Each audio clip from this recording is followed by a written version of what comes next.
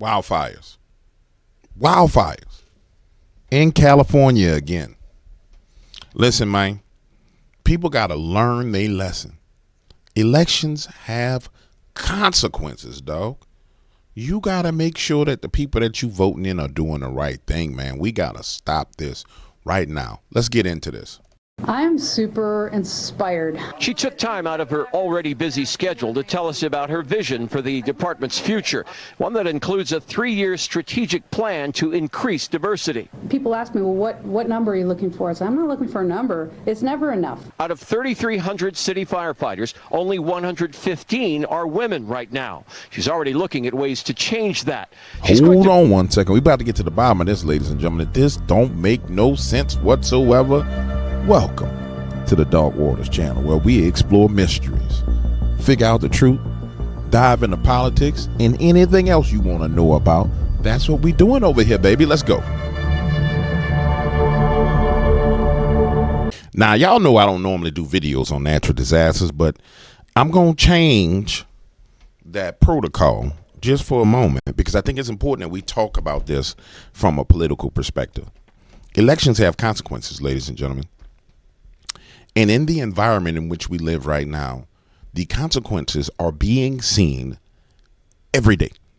I mean, every day. So, for example, on the way out of the door, Joe Biden decided he was going to ban new oil production in the Gulf of Mexico or the Gulf of America, which truth of it is, if you change it from the Gulf of Mexico to the Gulf of America, it undoes the ban. I don't know if people got that, but I don't like dumping what Donald Trump is doing.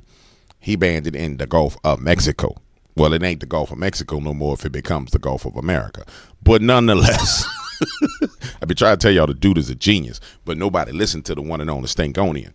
But nonetheless, and that's a jewel for you, you got to understand, what you vote for is what you get. So watch this. Los Angeles refuses to fill water reservoirs, and now there's no water in the fire hydrants to fight the fires. People are fleeing for their lives as their homes and businesses are burned to the ground. This is incompetence at its highest level. Well, when we start talking about the state of California has been primarily preoccupied with liberal ideas and concepts. So it's been preoccupied with gender, race, and immigration, and illegal immigration. And so it doesn't surprise me that when it comes down to actually doing the job of serving the public, that there's nothing there to service the public, because it's not been about servicing you as the public citizen at all in California. It's been about servicing everyone but the citizens of California. The problem that you run into is that the citizens of California, a significant swath of them, not all of them, but a significant swath of them, they themselves have voted for it. I think it's absolutely horrible. I think it's terrifying. But at the same time, ladies and gentlemen, unfortunately, this is how people learn. This is how people learn. Stop. This is how people learn the truth. I don't like the fact that we have to learn things the hard way. But it seems as if liberals have to learn things the hard way. Like, it seems like liberals were the kids that would walk up to the stove, the hot stove, and touch it. Psst, burn myself. Run over to mom and be like, Mommy, I burned myself. And she'd be like, well, baby, that stove is hot. They'll go right back and do it. Psst, Mommy, I burned myself. And they'll do it 15 times. It takes 15, 20 times for them to realize that that damn stove is hot. That fire burns. That water is wet. That ice is cold, man. That the ocean is deep. That you don't jump into water and you don't know how to swim and you don't fart in the bathtub. It seems like that's what it takes for them to understand it. They got to go through it. So they just sitting there farting in the bathtub like, ooh, why are these bubbles coming up and why does it smell like this? For covering this so well. Listen, it's a disaster to the 100th degree. It's beyond anything I think any of us could have ever imagined. But my heart goes out, obviously, to the people with their homes, and I'm watching the small businesses around us go up in flames. This is people's livelihoods, so it's devastating. But what is most concerning to me is our first responders and our firefighters who are trying to battle this. There's no water in the Palisades. There's no water coming out of the fire hydrants. This is an absolute mismanagement by the city. It's not the No. It's an absolute mismanagement by the city. But you got to understand, you voted for the mismanagement. And I'm not saying this to be insensitive, ladies and gentlemen, because it could come across as being insensitive. No, my heart goes out to people who, this is why I never really cover natural disasters, because being a survivor of multiple natural disasters, my heart goes out to these people because we suffered water. And when we do suffer a natural disaster, it's water. But at least there's a structure left. This is fire. There will be nothing there. But you got to understand, the responsibility is on you as a citizen to ensure that you are putting people in office, in government, that ain't damn fighting in the bathtub. And that's what's been going on in California, specifically Los Angeles, in the area around it. You've been voting for people who fart in the bathtub for a very long time. And this is what happens. Now, it's my understanding that a lot of these celebrities' houses are burning down. And I'm going to reserve my comments on that. But if you know how I feel about celebrities as a stank-on ambassador, then you know I don't really feel sorry for them. But I do feel sorry for the people who have worked their whole lives to build a business. They're just trying to get by, and they're losing everything. firefighters' fault, but it's by the city. And I'm going to be very honest. We've got a mayor that's out of the country, and we've got a city that's burning, and there's no resources to put out. He said we have a mayor that's out of the country. Listen to this. Very honest. We've got a mayor that's out of the country, and we've got a city that's burning, and there's no resources to put out fires. So if you look at your pictures, you don't see the firefighters there because there's nothing they can do. And it looks like we're in a third world country here. And the question is, where's Joe Biden? Where's your president? You guys voted for these people. Where's Kamala Harris? They're still in office. Why haven't they mobilized the military to have planes scoop up water from the ocean and dump it on your burning city? Where's the people that you liberals voted for? But this is the problem. This is what y'all got to learn. And I hate that you got to learn the lesson this way, because you should not have to pay these kind of prices to learn the damn lesson, man. Mm-hmm. And we've got a lot of tough questions that we need to ask the mayor and the city council and our representatives and the county representatives. Why didn't you work to mitigate this? What was your brush mitigation program? I heard you earlier talking about it's been dry because there hasn't been rain. That's not the biggest problem here. The brush up in these hills that are controlled by the city and the county, I would bet you that if they haven't been handled, mitigated, pruned, removed for probably 30 or 40 years. This was a disaster waiting to happen. And what's predictable is preventable. And who's paying the price are all of these people in their homes and their businesses tonight. Now, we'll rebuild, but the majority of this community is going to have a tough time rebuilding their lives.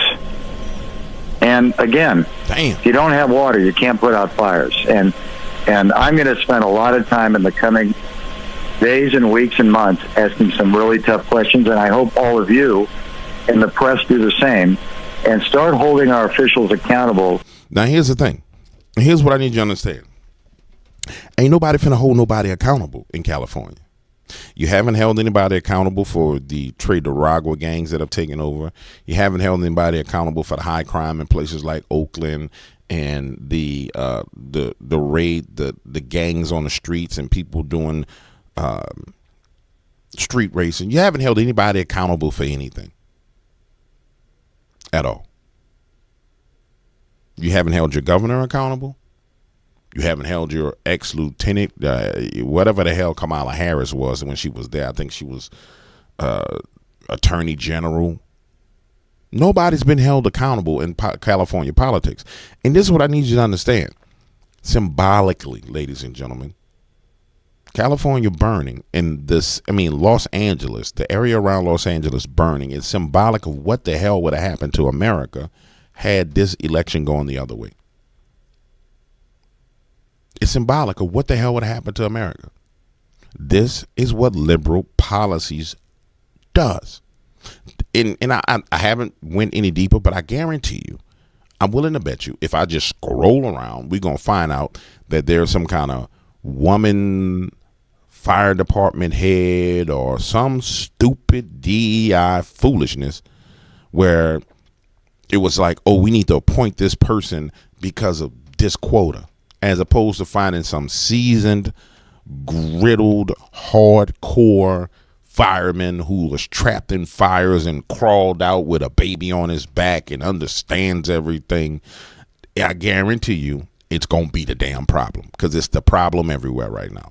To run the city in a way that keeps people safe.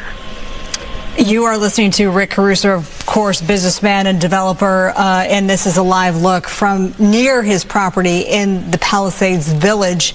Your property at this point has been saved, and I certainly understand that your heart is first and foremost with the small businesses and the homeowners who have lost their homes. Have you been actively in touch with LAFD? Have you been out there? I don't suspect you have, given that it's such a dangerous area, but bottom line question is, have you... That begs the question, because I just had a notice come across my phone that there are 5 different fires. That begs the question, is this terrorism? I think we have to ask that question right now. I know it's neglect. Let's keep it real. We know it's neglect. Without a doubt, it's neglect. We know it's liberal policies. The guy just explained that there was brush mitigation that wasn't done. We had this conversation about brush mitigation the last fire that there was. But is this terrorism to a certain extent? And it sounds like it is to me. Have you talked to LAFD about the firefight and potential protection to your property? We've been in communications with them on an ongoing basis all day long. And our senior team has been in touch with LA Fire. I think LA Fire is going above and beyond trying to manage this fire. I have nothing but praise to say for the fire department of LA and the county. But their hands have been tied, and they can't fight a fire without water and the resources that are needed. Everybody knew these winds were coming. The other question has to be, were all the things in place to try to again, mitigate the damage here. But the real issue to me is twofold. We've had decades to go remove the brush in these hills that spread so quickly. And the second is, you got to have water. And my understanding is the reservoir was not refilled in time and in a timely manner to keep the hydrants going. So that's a failure, whether on DWP's part or another city agency. But this is basic stuff. This isn't high science here. And it's all about leadership and management that we're seeing a failure of. And all of these residents are paying the ultimate price for that. That was going to be my next question, is why isn't there water in the fire hydrants? That doesn't make any sense. You're right. That's a good question. And I think you should start asking, why don't you call the mayor who's out of the country and ask her and get an answer from her? Well, they say she's on her way back, and that would be a great question to ask her tomorrow if she's at this briefing at 8 o'clock in the morning, because I think there's a lot of people that are outraged by that fact tonight when they look at scenes like this, at businesses that people... Wow. Libs of TikTok. 2014, California overwhelmingly voted to spend billions on water storage and reservoirs. Gavin Newsom still hasn't built it.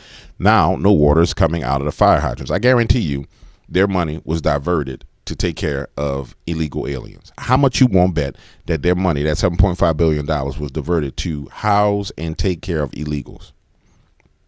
This is like a scene from an apocalypse, man. Look at this.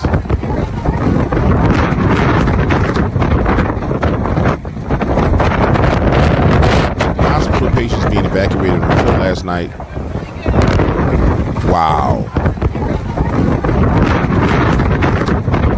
Oh my Lord.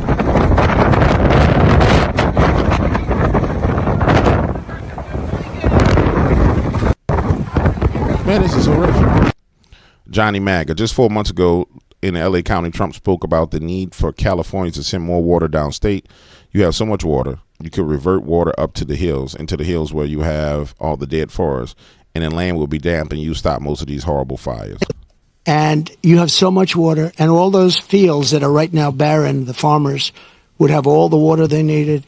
And you could revert water up into the hills where you have all the dead forests, where the forests are so brittle. Because no place is like California. I go to Austria. The head of Austria tells me, we have trees that are much more flammable than what you have in California. We never have forest fires because they maintain their forests.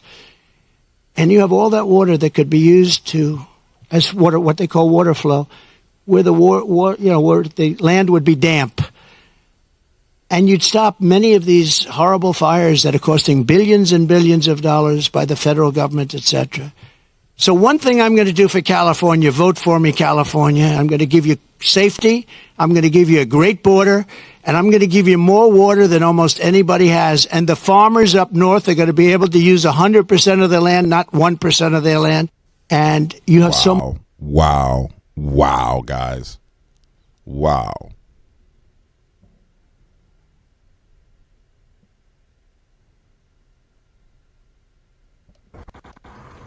James Woods.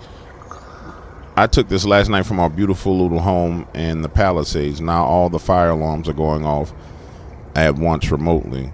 It tests your soul, losing everything at once, I must say. Yes, sir, it does. Welcome to the party.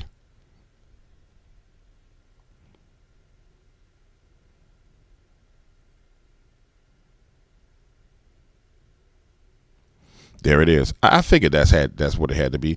Los Angeles Fire Chief Christine Crowley is a diversity hire with a total pay and benefits of over $600,000. She made diversity her top priority. Sadly, we've now seen the results.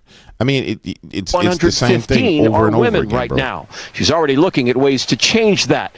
She's quick to point out that doing so has a greater purpose, attracting the best and brightest for the job. They feel included, they feel valued, and they feel part of a cohesive team. The chief also Everybody's checks house is another included box when in it this comes to goddamn fire right inclusivity now. and This is diversity crazy. at this department. She's a proud member of the LGBTQ community. Oh my goodness. That just kind of opens the door. Oh, People my that God, thought, I thank didn't even goodness. know that They was an have this type of opportunity fire for me. chief. What would we ever do without that? I mean, how?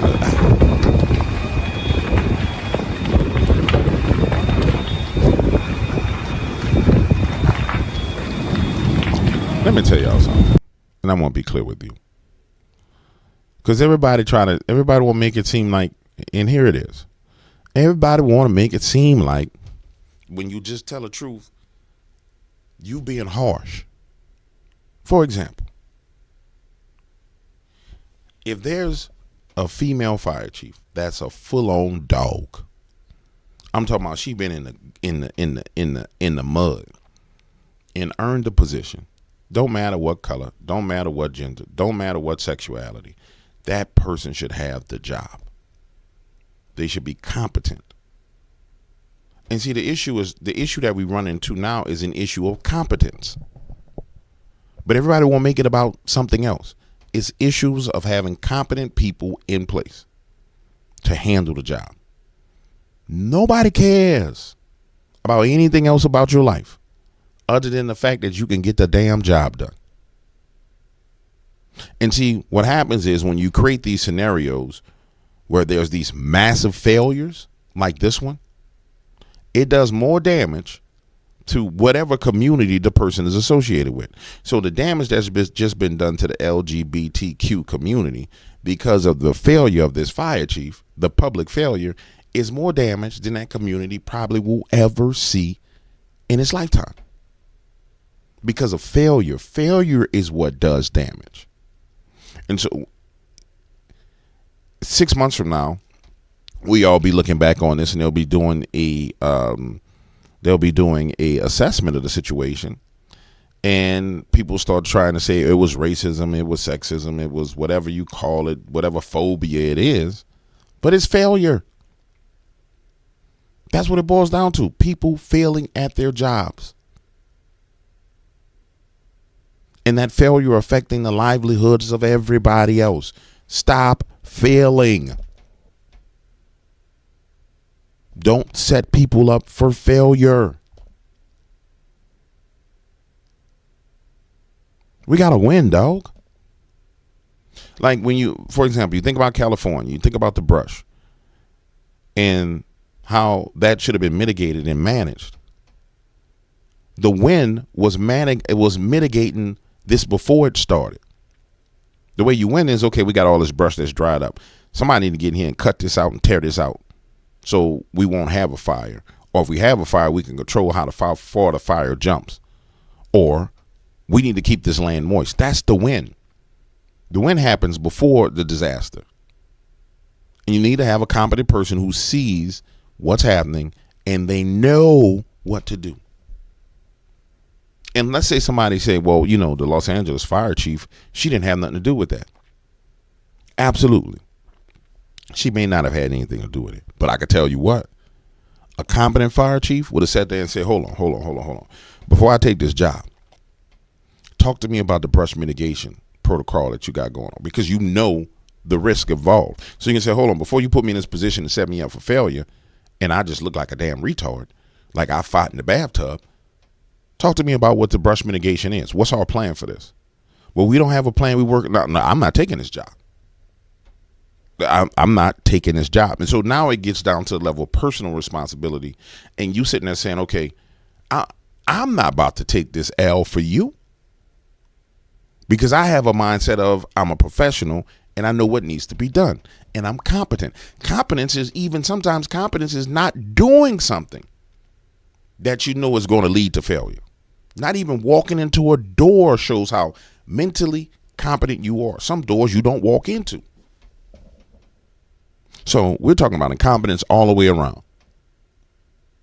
But that's what's being bred in America right now. And it's unfortunate, but we can't continue to breed incompetence. We just can't do it. It's not good for the nation. It's not good for any community itself. What do you call it? The black community, the white community, the LGBT community. It's not good for any community, because at the end of the day, everybody pays the price for it. So the media and everybody's going, Twitter is talking about how she's the first female LGBTQ fire chief. Okay, fine, whatever.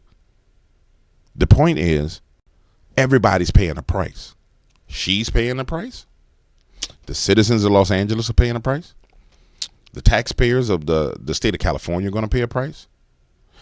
You and I are paying a price because the federal government is going to have to subsidize and do things. Everybody's paying a price for incompetence in its purest form. So the issue is incompetence. The issue ain't race, it ain't gender, it ain't sexuality, it's incompetent people. And it gets lost in this conversation about everything else. It's disguised. It's like it's got a damn mask on. Mask off. Mask on. Mask off. Mask on. You see what I'm saying? Ugh. It's disgusting.